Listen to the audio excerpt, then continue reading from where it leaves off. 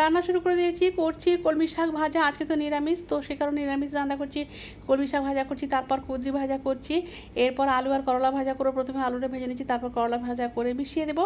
রান্না করেছি করলা ভাজা, কুঁদরি ভাজা আর কলমি শাক ভাজা। ডাল করেছি, প্রেসার কুকার থেকে ঢেলে নিয়ে এসেছি। আর সয়াবিন রাইস করেছি ছেলের জন্য, নর্মাল রাইসও করেছি।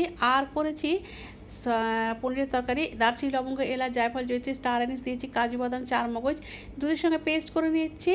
তারপর পনিরটা সাদা তেলে অল্প হলুদ দিয়ে হালকা করে ভেজে নিয়েছি। ভাজা হয়ে যাওয়ার পর পেস্ট দিলাম, মিক্সি বাটিতে জল দিলাম, নুন দিলাম, লাল লঙ্কার গুঁড়ো দিলাম। চাইলে আপনারা কাঁচা লঙ্কা দিতে পারতেন, আমি লাল লঙ্কার গুঁড়ো দিলাম। তো একটুখানি ফুটিয়ে নিলাম, আর একটু জল দিয়েছি, ফুটিয়ে নিয়েছি। হয়ে গেছে আমার দুধ পনির। তো আজকের ব্লগটা এই পর্যন্তই। সবাই খুব ভালো থাকবেন।